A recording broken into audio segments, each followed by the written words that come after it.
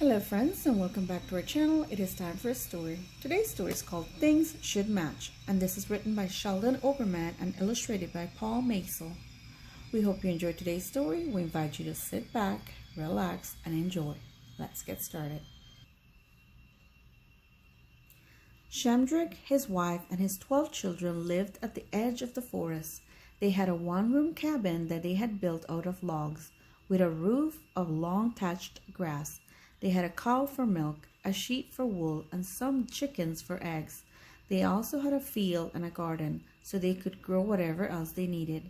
They always said to one another, "We don't have two coins to rub together, but except for that, we're quite well off." One day, a man knocked on their door and said, "I'd like one of your chickens." Shmendrick was very surprised. He answered, "I'll discuss it with my family." The family had a meeting to decide if they should give the man a chicken. An hour later, they came to a decision. They told the man, "We will let you have a chicken if you promise to take care of it." "Certainly," said the man. "I'm sure my whole family will love this chicken. What do you want for it?" asked the man. "Oh," said Shmendrick, "I didn't know you wanted to pay for it." The Shmendricks had never bought or sold anything before. They had another meeting and decided how much money they wanted for the chicken. Shmendrick told the man, "Give us enough money so we can buy something." The man smiled. He took the chicken and gave Shmendrick a small copper coin. The Shmendricks sat around their shaky table, staring at the coin. They tried to think of something they needed to buy. They couldn't think of anything. Then Shmendrick said, "I lost a button from my shirt. Let's buy a button." The Shmendrick's family decided to buy the button together.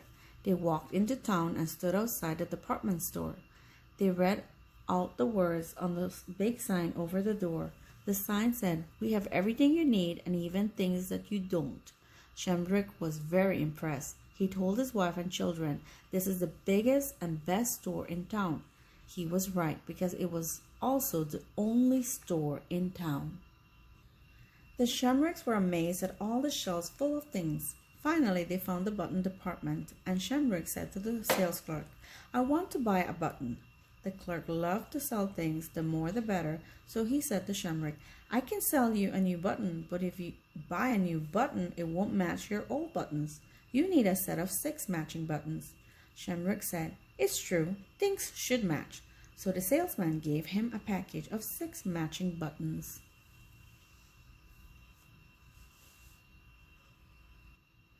As Shmendrick turned to leave, the sales clerk in the next department pulled him over and said, "You shouldn't put fine new buttons on a ragged old shirt. It doesn't match. You need a new shirt." Shmendrick said, "It's true, things should match." That sales clerk brought him a new shirt and sewed on the new buttons right then and there. The salesperson in the next department pulled Shmendrick aside. He said, "How can you wear that new shirt when the rest of your clothes are so old? You need a whole new suit." Shmendrick answered, "It's true, things should match." The sales clerk dressed them up in shiny shoes, silk socks, pants, jacket, tie, and a very sporty hat. The salesperson in the next department saw how much Shmendrick was buying and called him over. He said, "How can you wear such fine new clothes when your wife and children are dressed in rags? They need new clothes as well." Shmendrick looked at his wife and children and said, "It's true, things should match." So the wife and children got fine new clothes, but just as they were admiring each other, the sales clerk from the car department came over and said, "You are such a well-dressed family. You need a fine new car." The whole Shmendrick family looked at one another and nodded. "It's true," they said, "things should match." The sales clerk showed them the best car on the lot. Everyone in the family was delighted. They bounced on the seats, pushed the buttons, honked the horn, and rolled the windows up and down as if it were the first time they'd ever been in a car. And in fact, it was.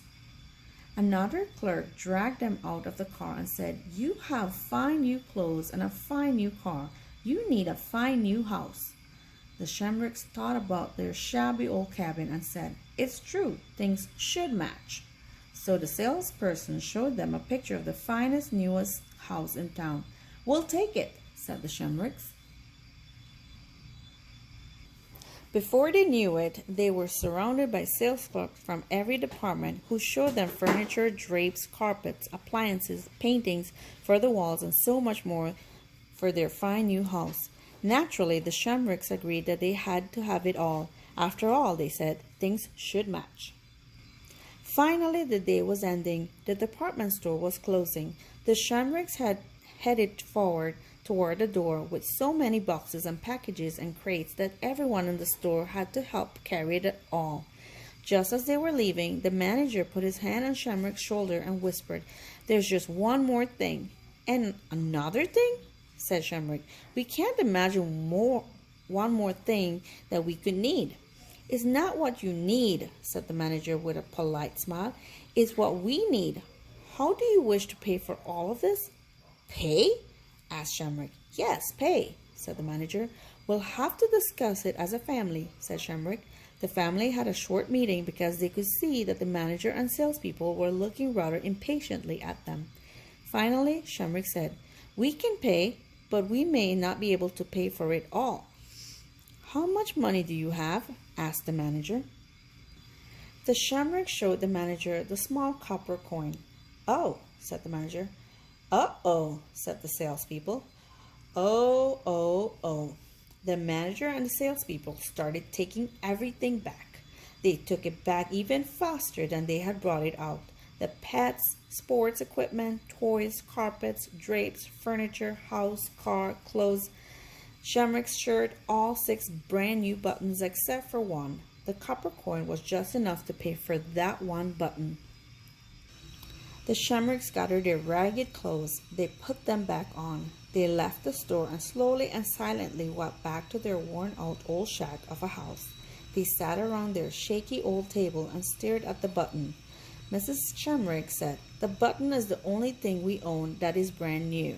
The children nodded and said, "That's right. Everything else is old and worn out." Shmendrick stood up and announced, "We'd better off without it." He picked up the button and tossed it into the garbage. "After all," he said, "things should match." The end. We hope you enjoyed this very funny short story. Until next time, goodbye.